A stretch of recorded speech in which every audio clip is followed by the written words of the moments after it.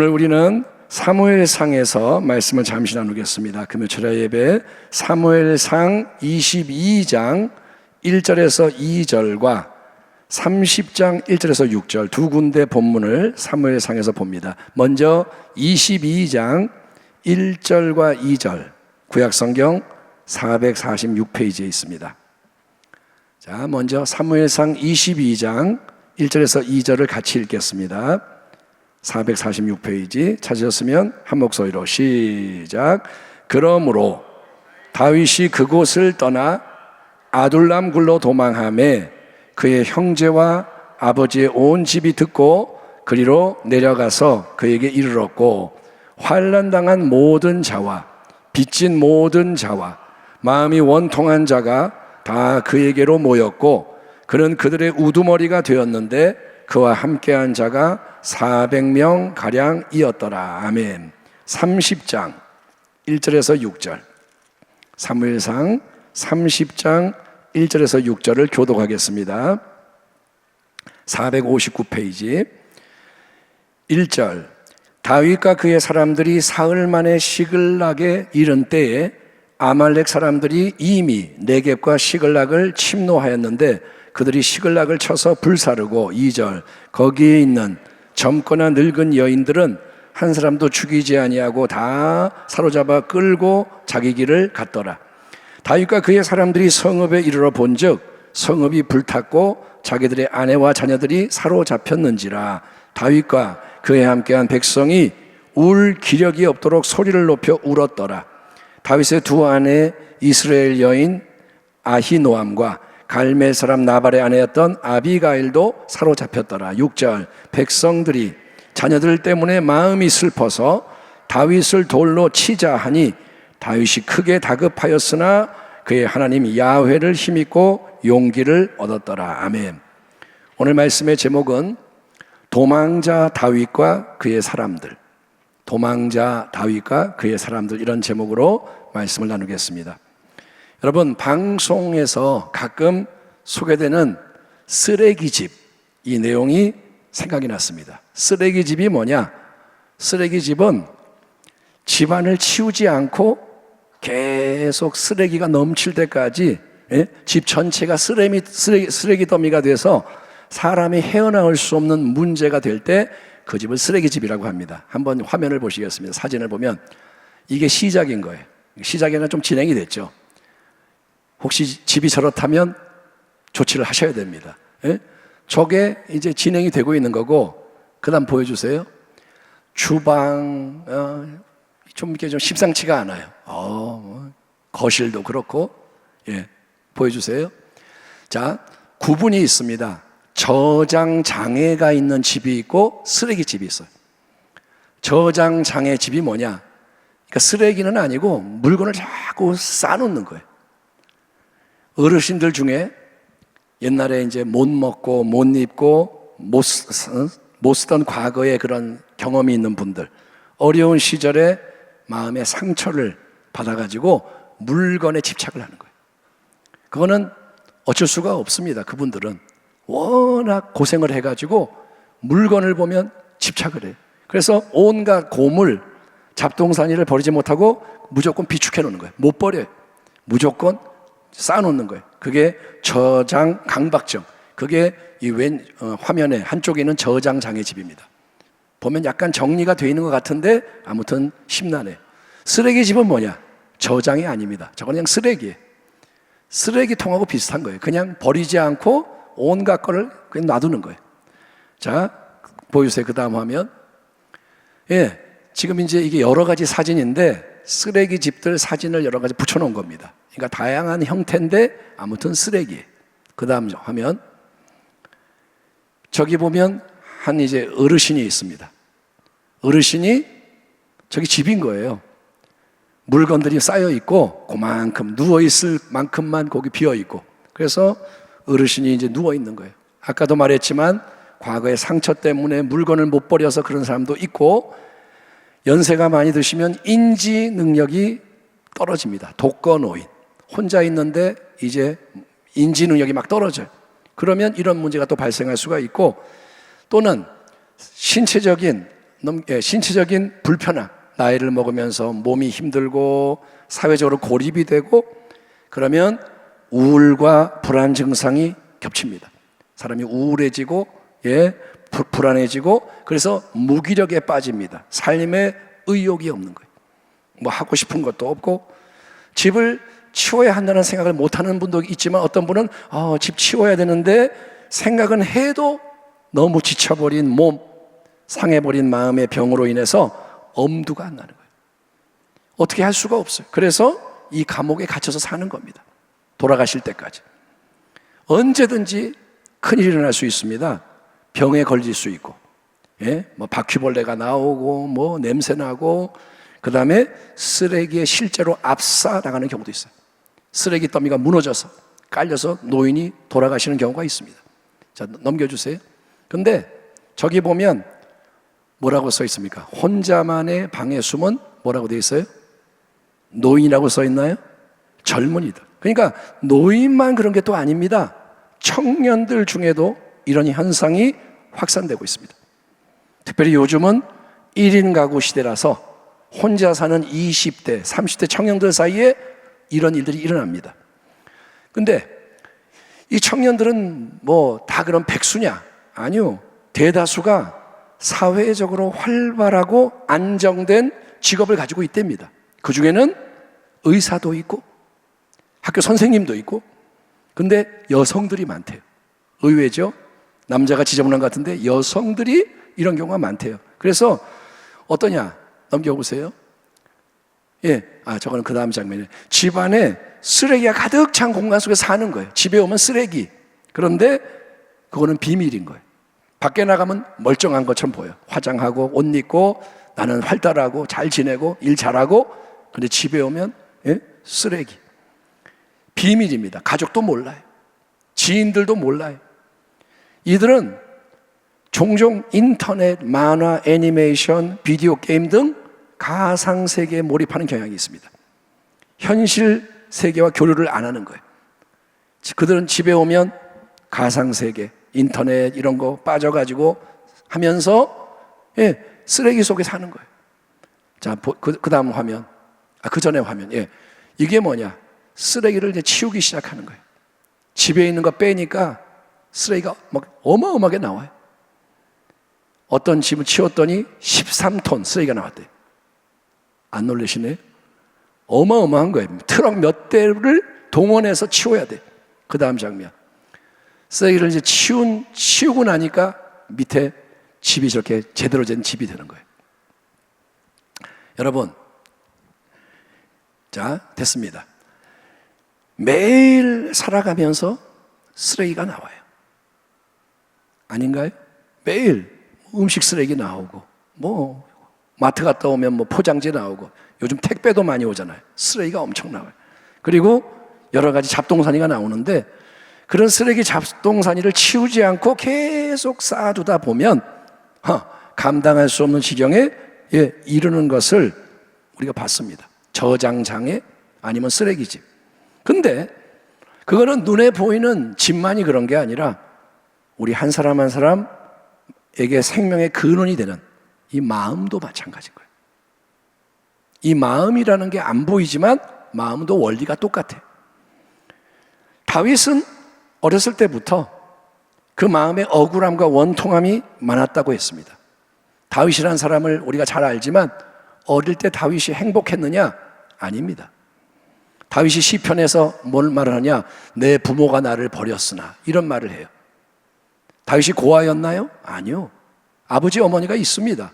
그런데 다윗은 내 부모가 나를 버렸으나 내가 고아같이 되었으나 이런 고백을 하는 대목이 있고 이세 여덟 번째 아들 다윗 막둥이지만 요셉처럼 아버지의 사랑을 독차지했던 게 아닙니다. 막내라서 오냐오냐 한 게 아니라 오히려 이 가정 속에서 소외당하고 무시당하고 종처럼 일을 했던 것입니다.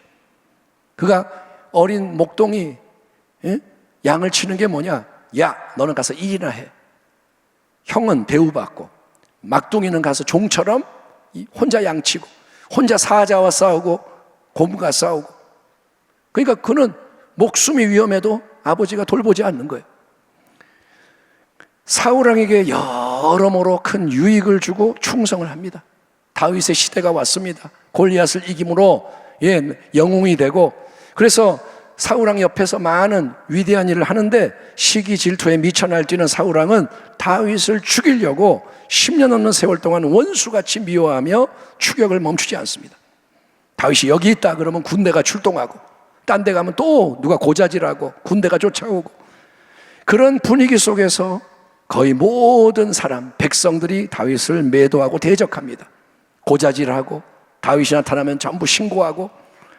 그러니까 얼마나 다윗이 여러분 억울하겠습니까? 얼마나 원통하겠습니까? 답답하겠습니까? 하루하루 얼마나 비참하고 괴롭고 우라가 치밀어 오르겠습니까? 그런데 다윗은 무너지지 않아요. 다윗은 그 큰 위기 속에서 안 무너져요. 그가 마음이 강해서인가요? 독종이라서? 아주 사람이 그냥 독종이라서 끄떡없나요? 아니요. 다윗은 하나님 앞에서 자기 마음을 지키는 방법을 알고 있었기 때문인 거예요. 아멘. 다윗은 감사하게도 하나님을 아는 자였어요. 모든 억울함, 답답함, 참담함, 괴로움, 원통함, 미움, 분노, 두려움, 다윗을 힘들게 하는 건 너무도 많지만 다윗은 항상 하나님 앞에 자기 마음속에 있는 모든 것을 그대로 토해내는 진실한 사람이었다는 거예요. 다윗은 하나님 앞에서 살며 하나님께 다 토해내는 거예요. 그리고 하나님의 은혜로운 도우심을 기대하는 거예요. 하나님, 내가 죽게 생겼습니다. 나는 하나님밖에 없습니다. 그게 뭐냐? 하나님은 나의 산성이시오. 아멘. 지금 우리가 찬양했잖아요. 그는 나의 여호와, 그는 나의 반석, 그는 나의 생명의 뿌리요, 구원의 뿌리요. 이거는 그냥 입에서만 나오는 말이 아니라 다윗의 본심인 거예요. 그게 바로 뭐냐? 하나님을 신뢰하며 경외하는 신앙의 기본인 거예요. 억울하게 사울왕과 군대에 추격을 당하기 시작하니까 어쩔 수 없이 광야로 도망갑니다. 야, 더 이상은 못 버티겠다. 아무도 없는 광야로 피신해서 다윗이 이제 아둘람 굴에 머물고 있을 때, 다윗 옆에 몇 사람이 있고 그는 이제 아둘람 굴에 들어가 있는데, 오늘 본문을 보면 다윗의 형제와 아버지의 온 집이 그 소식을 듣고 다윗에게로 찾아왔다 기록되어 있습니다. 아마도 다윗의 온 집안 식구들 역시 사울왕에 의해서 역적으로 몰린 게 아닌가. 그래서 그들도 피신을 해야 했을지 모르고 또 위기에 처한 다윗을 돕기 위해서 뭉치고자 했는지 모릅니다. 그런데 광야의 아둘람 굴에 숨어있던 다윗을 찾아온 사람들은 다윗의 집안 식구들만이 아니었습니다. 22장 2절을 보면 환난당한 모든 자와 빚진 모든 자와 마음이 원통한 자가 다 그에게로 모였고 그는 그들의 우두머리가 되었는데 그와 함께한 자가 400명 가량이었더라 되어 있습니다. 여기에 보면 이스라엘 백성들 중에서 다윗을 찾아온 400명 정도의 특별한 사람은 누구냐? 환난을 당한 자, 빚을 진 자, 마음이 원통한 자들. 예? 세상적으로 보면 어떤가요? 이 사람들은 하나같이 쓸모없는 자들인 거예요. 원통하고, 빚을 졌고, 환난을 겪고 있고, 실패한 인생들입니다. 그들은 사울왕의 통치 아래 위기에 처해 고통당하고 있던 사람들인 거예요. 그런 밑바닥 인생들이 광야에 숨어있던 다윗을 찾아옵니다. 다윗에게 뭔가를 느끼는 거예요. 동변상련, 뭐죠? 동변상련. 마음이 처지가 같은 거예요. 그래서 자기들의 대장 우두머리로 모시고자 했고 그때부터 그들은 서로 가족처럼 동고동락하는 힘든 세월을 보내게 됩니다.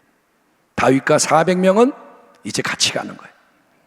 놀라운 사실은 다윗과 함께하는 가운데 이 사람들, 환난당하고 빚지고 마음이 원통한 자들에게도 여러분 변화가 일어난다는 것입니다. 그들은 세월의 흐름 속에서 다윗이 10년이 넘게 도망다니는데 그 속에서 점점 더 다윗을 신뢰하게 되고 충성스러운 일꾼들로 세워집니다. 이들 중에는 나중에 다윗의 용사들로 불리는 위대한 인물들도 배출이 됩니다. 왜 그럴까요? 다윗은 항상 하나님 앞에 자기 속에 있는 모든 것을 정직하게 토해내는 신앙인이었습니다. 다윗은 항상 하나님 앞에서 속에 있는 걸 드리는 거예요. 그렇기 때문에 다윗의 마음에는 여러분 오물과 쓰레기가 하나도 쌓이지 않습니다. 다윗은 마음에 쓰레기를 두지 않아요. 상처가 치유되는 거예요. 아멘. 예, 뭐가 뿌리를 내리지 않아요. 악한 게. 그리고 하나님과 인격적인 관계는 날마다 깊어집니다. 하나님 앞에 마음을 토하는 만큼 하나님과 가까워지는 거예요. 친밀한 교제가 이루어지고 은혜의 능력과 자원이 풍성히 공급이 됩니다. 결국 다윗이 경험했던 크나큰 고통과 아픔, 원통함, 괴로움, 답답함, 억울함, 이 모든 것은 해로운 게 아니라 유익과 축복으로 작용을 하는 거예요. 다시 한번, 다윗이 편안한 게 축복이 아니라 원통하고 괴롭고 죽겠고 두렵고 슬프고 분노하고 이게 그에게 축복이 되는 이유가 뭐냐? 그거를 하나님 앞에 토해내었더니 하나님이 그거를 받으시고 하나님이 그를 새롭게 하시고 자꾸 하나님 쪽으로 끌어가시는 거예요. 하나님의 은혜를 부어주시는 거예요. 예?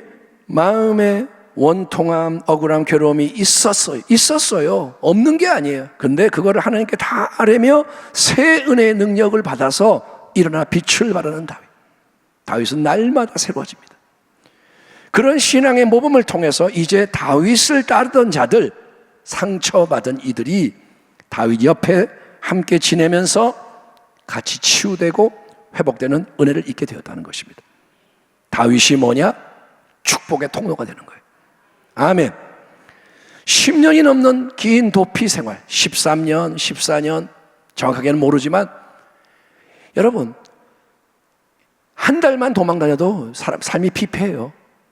근데 10몇 년을 도망 다니는 그 긴 고난의 기간, 그 속에서 다윗과 동고동락하는 가운데 다윗의 사람들은 점점 더 다윗을 닮아가는 거예요. 마음속에 있던 옛날에 안 좋은 것은 자꾸 빠져나가고 믿음이 자라고 하나가 되는 거예요. 아멘. 다 다른 일로 억울하고 다른 일로 고통받았는데 같이 치유가 되고 같이 연합이 되고, 이는 다윗이 행하는 일이 아닙니다. 다윗이 그들을 치유하는 게 아닙니다. 궁극적으로 하나님이 친히 행하신 일이에요. 겨자씨가 자라서 나무가 되듯이 하나님은 비록 사람들은 아무것도 모르지만 하나님이 세워놓으신 위대한 계획을 매일의 삶과 관계 속에서 친히 이루어 가시는 거예요. 하나님은 위대한 계획을 가지고 계시는 거예요. 다윗을 통해 세울 나라, 나중에 예수 그리스도가 오실 하나님의 나라, 하나님은 영원한 나라의 계획 속에서 그 순간 자리에서 역사하시는 겁니다. 우리가 해야 할 일은 다윗처럼 하나님 앞에 마음을 토하는 겁니다. 아멘. 열심히 해야 할 일이 뭐냐? 하나님을 인정하고 내 마음을 토하는 거예요. 하나님을 신뢰하며 하나님께 마음을 다 내어드리는 것입니다. 모든 것을 하나님께 맡기고 인도하심을 구하는 거예요. 여러분, 이거 우리 배워야 됩니다. 모든 것을 드리는 거예요. 그리고 하나님의 인도를 받는 거예요. 그럴 때 하나님은 나를 변화시키는 것만이 아니라 주변 모든 사람과 환경도 친히 하나님 만지시고 다루심으로 그분의 위대한 목적을 이루시고, 아멘, 홀로 영광을 받으시는 거예요. 물론 그런 과정 속에는 우리는 알아야 합니다. 갈등과 위기의 순간들도 있습니다. 다윗을 따르는 사람들의 모습을 보면 때로는 그들에게서 옛 성품이 튀어나와서 악한 반응이 나옵니다. 자, 사무엘상 30장을 보면 다윗이 그때 그의 사람들과 어디에 있느냐? 블레셋 땅에 있었습니다. 이제 광야에서 도망 다니다가 너무 힘들어서 안 되겠다, 블레셋 땅으로 가자. 적군의 땅에 들어가서 우리가 거기 좀 얹혀 살자. 그래서 블레셋 왕에게 갔더니 너 시글락성에 있어라, 내 부하해라. 블레셋 군대가 이제 이스라엘과 전쟁을 하려고 그럴 때 다윗도 나도 출동하겠습니다. 당신과 같이 이스라엘 대항해 싸우겠습니다. 굉장히 난감한 상황이잖아요. 다윗이 이스라엘과 전쟁하는데 참여하면 정말 안 되는데, 그러나 상황이 어쩔 수가 없어요. 그래서 하려고 했더니 하나님이 그걸 또 다 역사해서, 블레셋의 장군들이 다윗은 같이 가면 안 돼요. 저놈이 반역하면 우리가 다쳐요. 그래서 왕이 너는 돌아가라. 네 충성심은 내가 알겠는데 우리 편이 대장들이 원치 않으니까 넌 다시 시글락성에 가 있어라.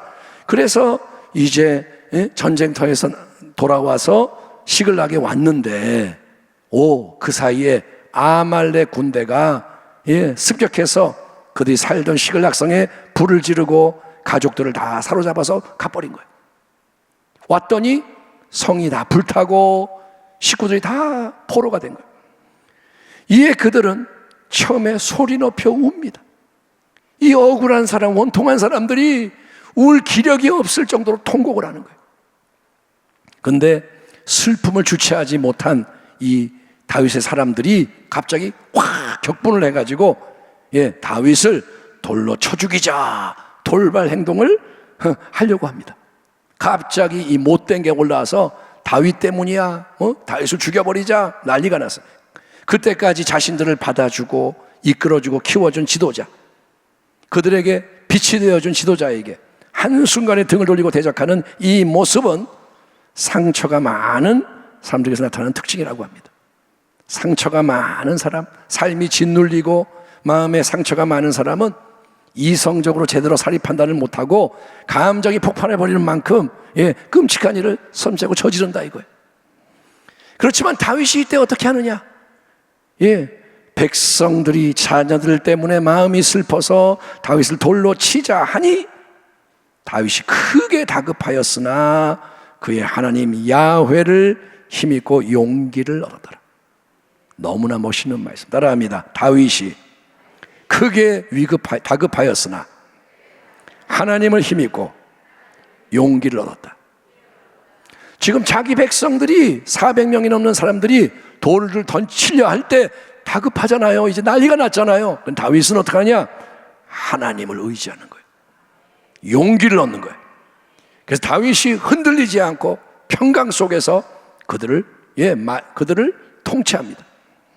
이게 뭐냐? 고난을 통해 연단된 믿음, 정금 같은 믿음이라는 거예요. 아멘. 다윗은 갑자기 일어난 들이닥치는 내부의 위기 앞에서도 하나님이 주신 용기로 무장합니다. 외부도 난리가 났고, 시글락성 불탔고, 가족들 다 포로가 됐고, 자기 편들도 돌 들고 일어나고, 외부의 위기, 내부의 위기, 다윗은 하나님의 용기로 무장합니다. 그래서 하나님께 여쭤봅니다. 하나님의 응답을 받습니다. 그래서 자기 사람들을 잘 이끌고 적군을 뒤따라 가서 따라잡고 물리칩니다. 그래서 빼앗겼던 가족과 전리품을 고스란히 되찾아옵니다.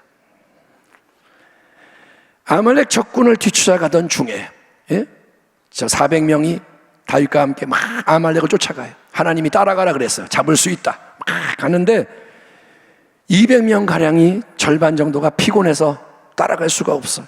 그래서 부솔 시내가에 남겨두고 너희는 짐을 지켜라 이렇게 했습니다. 전쟁에서 승리를 하고 돌아오는 사람들 중에 일부 불량배가 말합니다. 불량배들이 원래 출신이 불량배인 거예요. 그들 뭐라냐? 저 사람들 200명은 우리와 함께 전쟁터에서 싸우지 않았잖아요. 그들은 짐이나 짓고 편하게 있었잖아요. 그러니까 전리품을 나눠줄 수 없습니다. 저들은 몫이 없습니다. 그게 맞습니다. 불량배들이 막 화를 내고 덤비는 거예요. 그들은 타인에 대한 배려가 없습니다. 자기의 공로와 이익밖에 모릅니다. 하지만 다윗은 하나님이 우리 모두를 승리하게 하신 것이니 이 승리는 하나님이 주신 것이니 아멘. 하나님이 되찾게 하신 것을 모두가 동일하게 분배한다. 하나님의 뜻을 가르치는 거예요. 다윗은 하나님의 사람. 아멘. 그는 사람들의 말을 따르지 않아요. 그래 알았어 이게 아니라 하나님이 원하시는 거는 이거야. 전쟁은 하나님이 주신 거고 승리하게 하셨고 그러니 하나님은 모두가 똑같이 나누기 원하신다. 그래서 그게 이스라엘의 규칙이 되는 거예요. 공동체 안에 평안, 사랑의 열매가 넘쳐나게 만듭니다. 이처럼 다윗은 어렵고 힘든 상황을 통해서 마음과 삶이 훈련이 되는 거예요. 따라합니다. 마음이 훈련돼야 한다. 삶이 훈련돼야 한다. 인생의 모든 일들은 목적이 있는 거예요. 안 좋은 일, 목적이 있어요. 맨날 편하고 좋으면 좋은 건가요? 아니요. 당신은 변화되지 않아요. 그래서 마음과 삶이 훈련되어졌고 다윗과 함께한 이 사람들, 상처 많았던 인생들 역시 하나님이 기뻐하시고 사용하시는 도구로 빚어져 가는 것에 우리는 주목해야 합니다. 다윗이 변화되고 그의 사람들이 변화되는 거예요. 고린도전서 1장 사도 바울은 이렇게 십자가의 도에 대한 말씀을 이어갑니다. 형제들아 너희를 부르심을 보라. 육체를 따라 지혜로운 자가 많지 아니하며 능한 자가 많지 아니하며 문벌 좋은 자가 많지 아니하도다. 그러나 하나님께서 세상의 미련한 것들을 택하사 지혜 있는 자들을 부끄럽게 하려 하시고 세상의 약한 것들을 택하사 강한 것들을 부끄럽게 하려 하시며 하나님께서 세상의 천한 것들과 멸시받는 것들과 없는 것들을 택하사 있는 것들을 폐하려 하시나니 이는 아무 육체도 하나님 앞에서 자랑하지 못하게 하려 하심이라. 아멘. 아멘. 다윗의 나라는 사울의 나라와 전혀 다른 복된 나라입니다. 사울왕은 악한 왕, 처음에는 좋은 왕이었으나 변질되어 폭력으로 두려움으로 정욕으로 우상숭배로 나라를 이끌었지만 다윗의 나라는 복된 나라. 그 나라는 다윗과 그의 사람들 상처받았으나 마음을 하나님께 내어드림으로 치유받은 연약하고 부족한 사람들에게 세워지는 나라입니다. 하나님이 그런 자들을 사용하시는 거예요.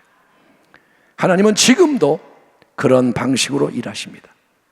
하나님은 인간이 아무것도 자랑하지 못하게 오직 하나님만이 홀로 영광을 받으시도록 역사하시는 거예요. 아멘. 우리 가운데 대단한 사람이 일어나서 내가 했어요. 하나님 안 기뻐하세요. 하나님은 약하고 부족하고 천하고 못난 자들을 사용하셔서 그분의 은혜의 영광을 나타내시는 거예요. 우리 교회가 승리할 수 있는 이유는 여기에 있는 거예요. 왜 우리가 부흥을 기대하느냐? 우리가 어떻게 해서가 아닙니다. 하나님이 역사하시라 이거예요. 하나님만이 하셔야 됩니다. 하나님만이 하실 수 있습니다.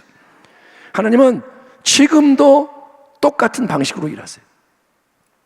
그래서 우리는 다윗과 그의 사람들에게서 이 진리를 배워야 하는 겁니다. 백성들아 시시로 그를 의지하고 그의 앞에 마음을 토하라. 하나님은 우리의 피난처시로다. 아멘.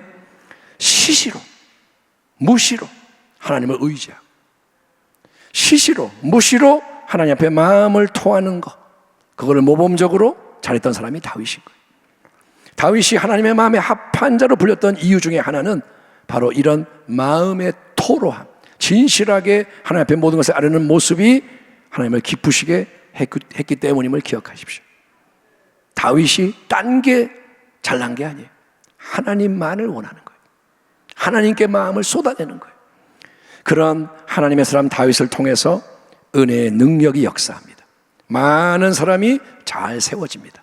억울하고 원통한 자들이 회복이 되고 하나님의 뜻이 온 나라 안에 열방 가운데 아름답게 이루어졌음을 마음에 새기시고 우리 모두가 더욱더 다윗처럼 또 다윗의 사람들처럼 비록 약하고 부족하고 못나고 추해도 나는 아무것도 아니지만 하나님 앞에 마음을 토하고 다루어짐을 받아서 다 함께 할렐루야 끝까지 온전히 승리하는 여러분과 가정과 교회가 되기를. 아멘. 아멘 합시다. 아멘. 대한민국 땅에 하나님의 영광이 나타나기를. 아멘. 그것을 갈망하고 승리하기를 주의 이름으로 축원합니다. 기도하겠습니다. 하나님 감사합니다.